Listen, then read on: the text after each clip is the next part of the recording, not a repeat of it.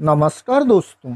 क्या वराह अवतार भी विष्णु और उनके दूसरे अवतार की तरह एक फर्जी अवतार है?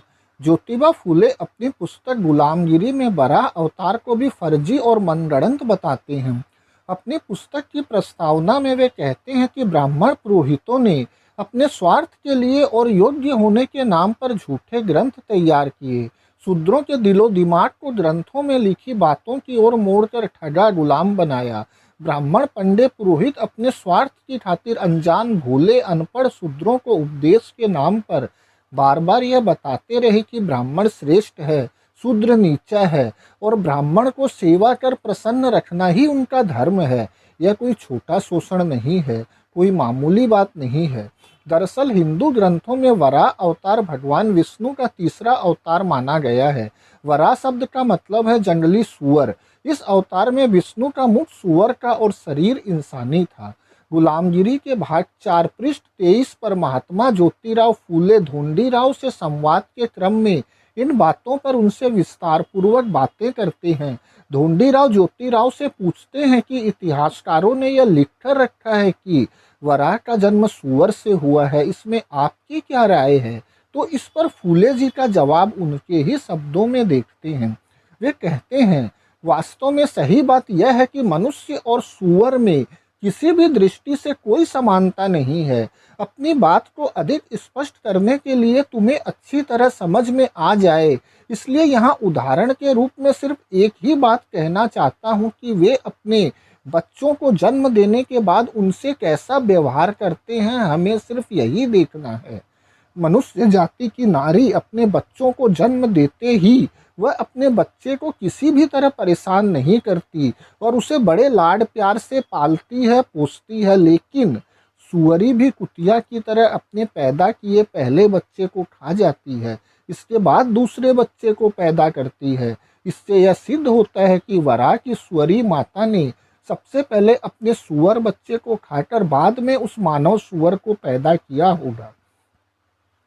किंतु भागवत आदि ग्रंथकारों के अनुसार वराह यदि आदि नारायण का अवतार है तो उसकी सर्वज्ञता और समान दृष्टि को दाग लगा या नहीं? क्योंकि वराह आदि नारायण का अवतार होने की वजह से उसको पैदा करने वाली सुअरी को उसके बड़े भाई सुअर को मारकर नहीं खाना चाहिए था।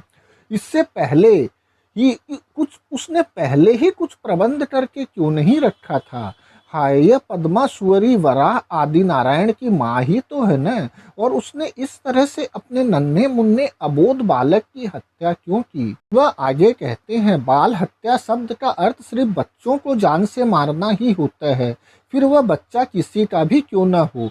किंतु इसने अपने पैदा किए हुए मासूम बच्चे की ही हत्या करके खा लिया। इस तरह के अन्याय का अच्छा अर्थ बोध हो ऐसा शब्द किसी शब्दकोश में खोजने से भी नहीं मिलेगा। इसको यदि डाकिनी कहा जाए तो डाकिनी भी अपने बच्चे को नहीं खाती, यह एक पुरानी कहावत है। उस वराह की पद्मा माता को इस तरह का अघोर कर्म करने की वजह से नरक की यातनाएं भोगने से मुक्ति मिले, इसलिए उसने ऐसा पाप मुक्ति का कर्म किया। इसका भी कहीं कोई जिक्र नहीं मिलता, इसका हमें बड़ा खेद है।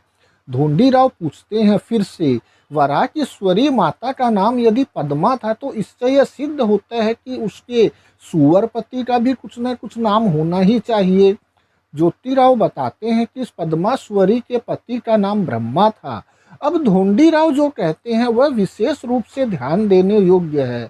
धोंडीराव कहते हैं कि इससे यही समझ में आता है कि प्राचीन काल में जानवर मनुष्य की तरह आपस में एक दूसरे को ब्रह्मा, नारद और मनु जैसे नाम देते थे।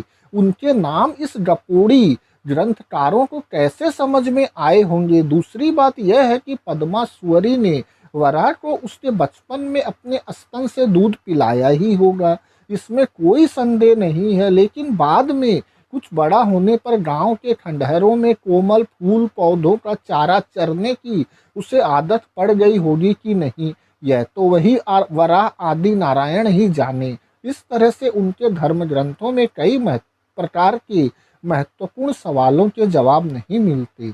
इसलिए मुझे लगता है कि धर्म ग्रंथों में जो कुछ लिखा मिलता है वह सब झूठ है। वराह सुअरी से पैदा हुआ है और इस तरह की झूठी बातें शास्त्रों में लिखते हुए उन ग्रंथकारों को क्या जरा भी शर्म नहीं आई होगी? ज्योतिराव, यह कैसी बेतुकी बात है कि तुम्हारे जैसे ही लोग इस तरह के झूठे ग्रंथों की शिक्षा की वजह से ब्राह्मण पुरोहितों और उनकी संतानों के पांवों को धोकर पीते हैं। अब तुम ही बताओ, इसमें तुम निर्लज्ज मूर्ख हो या वे? अंत में सारी बातों का पटाक्षेप करने के उद्देश्य से ढोंडीराव सवाल करते हैं कि खैर अब इन बातों को छोड़ो, आपके अनुसार उस मुखिया का नाम बराह कैसे पड़ा? ज्योतिराव जवाब देते हैं, वे अंत में सारी बातों का निचोड़ प्रस्तुत करते हैं, क्योंकि उनका स्वभाव, उसका आचार व्यवहार, उसका रहन सहन बहुत ही गंदा था और वह जहाँ भी जाता था वहीं जंगली सूअर की तरह झपट्टा मारकर अपना काम निकाल लेता था। इसी वजह से महाप्रतापी हिरण्यगर्भ और हिरण्यकश्यप नाम के दो महाप्रतापी क्षत्रिय शासकों ने उसका नाम अपनी प्रतिकार की भावना व्यक्त करने के लिए सूअर अर्थात वराह रखा। इससे वह अधिक बौखला गया होगा और उसने अपने मन में उनके प्रति प्रतिशोध की भावना रखते हुए उनके प्रदेशों पर हमला करके वहां के क्षेत्रवासियों को कष्ट देकर अंत में एक युद्ध में हिरण्यगर्भ को मार डाला। इससे देश के सभी क्षेत्रपतियों में भारी घबराहट पैदा हो गई और वे कुछ लड़खड़ाने लगे और इसी दौरान वराह मर गया। गुलामगिरी के अनुसार वराह अवतार की कहानी यह है। धन्यवाद दोस्तों।